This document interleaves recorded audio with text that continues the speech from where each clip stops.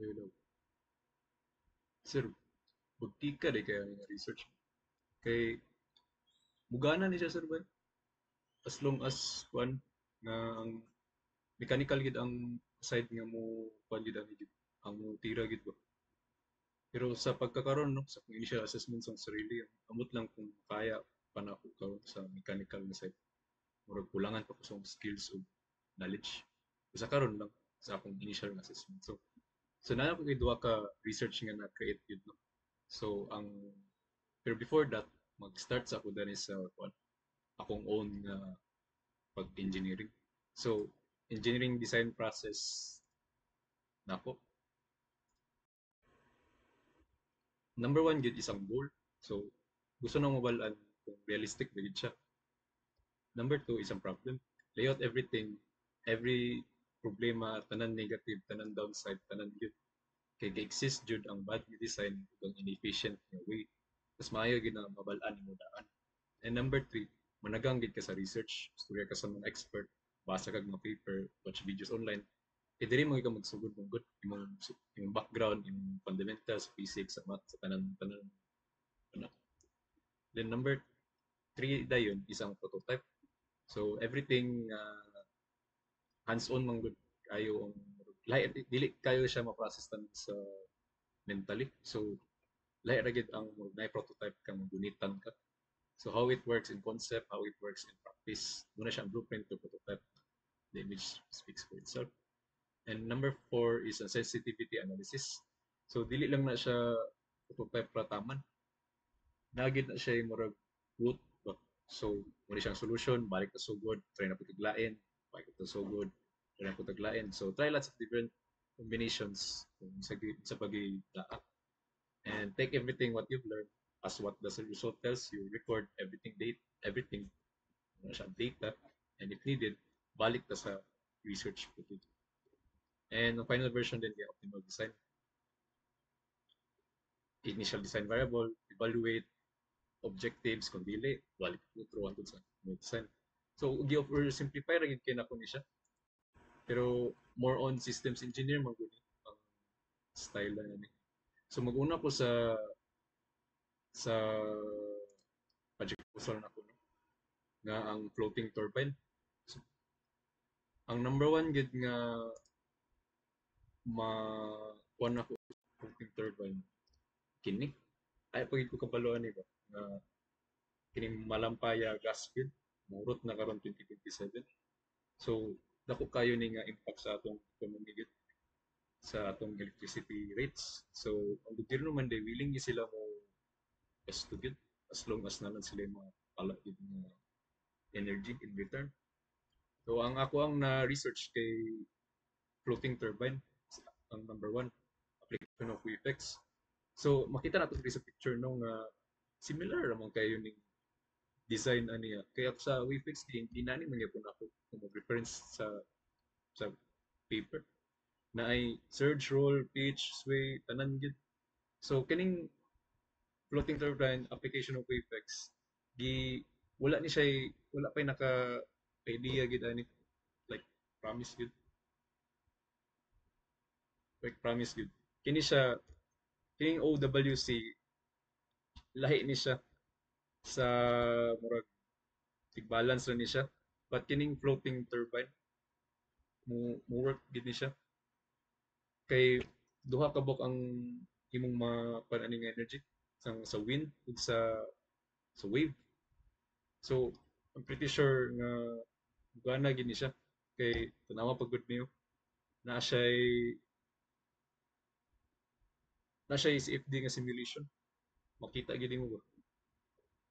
So, of course, mag-take into consideration gid nga how waves form groups sa iyang mga behavior gid and mga mathematical approach pa gid. One thing nga nabalaan gid ako is dili siya galay-lahi gid iyang energy gid. So na gid siya mudaganay gid siya renewable energy sa and also weather pattern and eruption currents. So unsay situation karon? Grabe akong pag-research ani sir ba. Grabe gid kayo pag-research ani. Like kining LiDAR, tanan dataset, tanan unsa bay gusto nimo gigamitan nila GIS, LiDAR o mga data sa tanan sa katuig niya ta nilang mga data sa Pilipinas. Diusti pa gid ni. Oh, gigamitan pa gid nila real-time gathering sensor. Muna siya ang program sa UST. Mapping, dagan kay researcher ani, storm surge mapping, mapping. Muna siya ang Philippines. And iya ding mga monitoring presentation. Ganda na pud biya, dili lang pud sila sa monitoring, kuan pud sila sa mangrove coastal destruction, sa landslide. Kini LiDAR, grabe nga, grabe nga study ba. Discovery of renewable energy resources. Ilan ning gihatag gid nga data daan para sa mga future nga mo take ani nga problem. Dagan sila mga project kaabot sila Mindanao, coverage, mga spilahan dayon.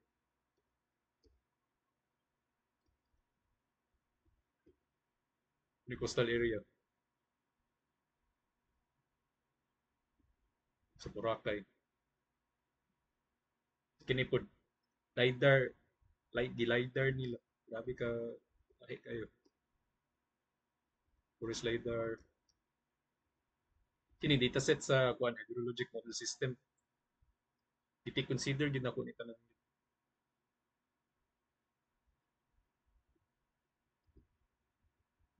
mapping pod sa as renewable. So makita na to dani no na potential sites pod sa wind primarily sa Luzon ug sa Visayas, wala gid sa Mindanao, sadly, sad to say.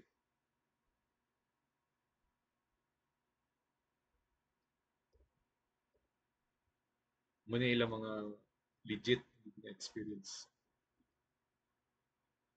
Researchers, ilang papers po naka-output 2014 pa. Awardan po sila daw.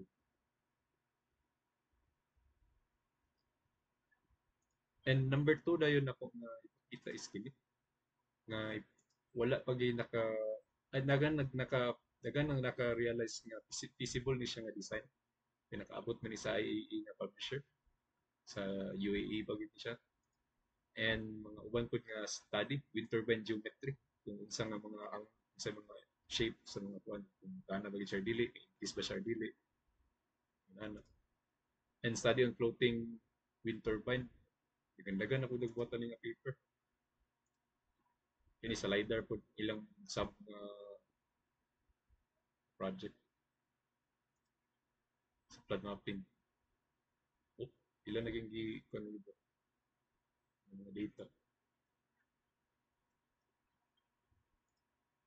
So, kani si nakoy nakita nga engineer si engineer Gulben sa transmission man ni siya. So consider po nako mga non-technical ug technical nga loss sa transmission po sa grids and so on. Kani po si Dr. Noel Regis Escoperes, grabe ka guys, survey. Iya ging gi paningkamutan gid niya ba each variation gid sa hydropower plant, sa casting ba sa water elevation, compatible ba siya sa solar panel, sa mga kini photovoltaic, micro wind turbine system,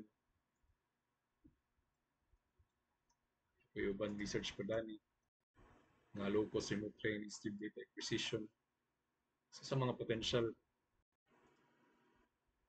evaluation of hydropower sites, planning of microgrid power supply, eh,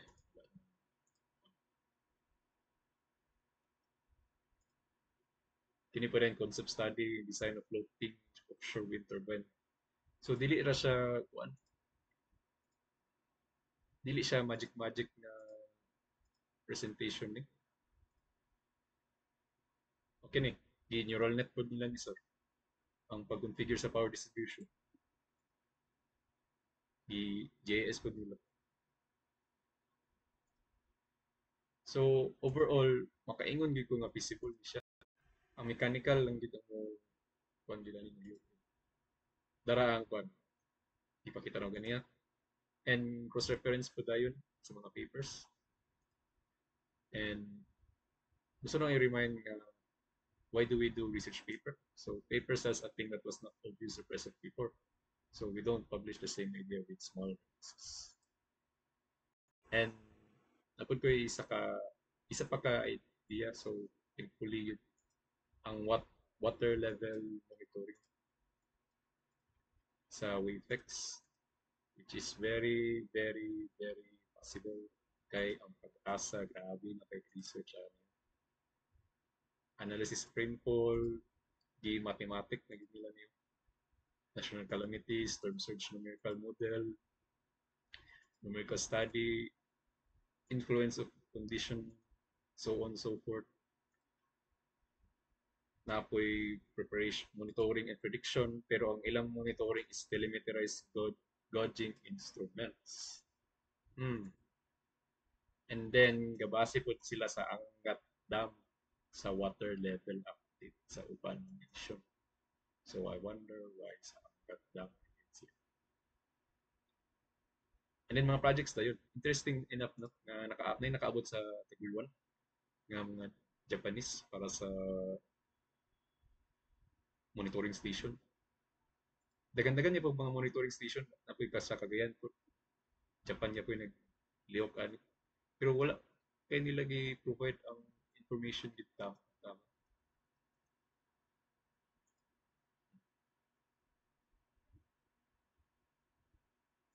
And then, ila din mga technology na yun.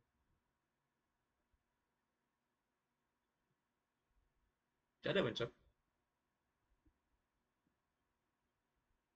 Kini din ang mga forecasting din. So, balik ta sa water level monitoring. Application of Apex. Ang number one gid problema sa pag-asa kay dili kayo accurate tungod sa climate change. Gataas ang sea level, high temperature, increased frequency of typhoons, mga uban pa. So, ang current situation gid karon, current gid kayo. Civil man gid dapat mo panani, mo lihok para sa flood control sa Philippine Village. Ang sa pag-asa gid ani is ang weather forecast, storm surge, advisories. Ini ang mga existing na technology inani ra pud ay advanced remote data acquisition, agrometeorological station, what pa. So gikuha na ko isa sa commercialization sa DST technologies. Yan. 20 sila mga create. So dili ni magic sir. And then muna framework niya. Another framework. And another framework via river level. So telemeterized gauging. So di ko sure na condition. Busa na gyud sila problem ito namin. So akong na suggest which is pagit ni siya na create yapon kay mag-design og buoy capable of pulsing wave, mechanical shaft rotation, convert motion into mechanical using PTO system. So, kini siya ang tama day sa kining floating turbine and sa wave water level monitoring. Similar naman din kini siya sa motor sir. Ang operation niya kay ang motor kay ga-charge man ang baterya na via flywheel. Unya napuda sila sensor pud sa one year sa pagtuyok sa ligid. And then napoy mga spark plug, ignition, CDI, uban pa diya rectifier, gamay nga alternator. So similar gid ang principle ni sa motor.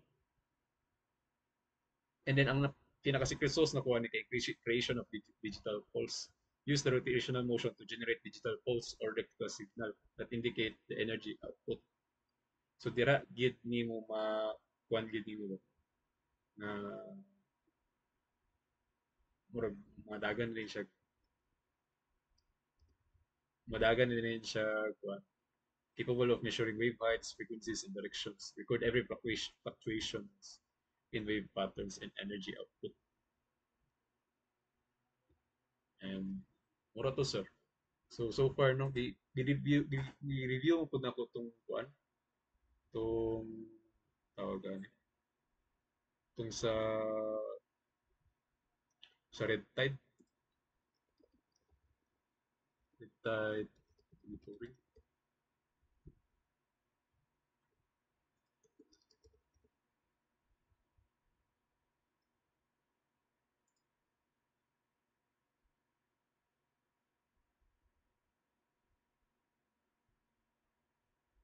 Ang nakatsada ni nga technology kay sa UK man din siya gibuhat dai. Unya basic ra kayo ba sensor ra siya gibutang na rin siya sa pipe dai ay sa tubo. Mo'y naka pagbagtik sa red tide monitoring. Mura to tsada lang kay research lang tapos nilago siya ba. Di-commercialize dahil nila dahil.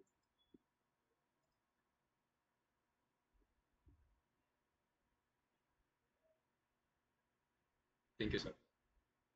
That is the end of my discussion.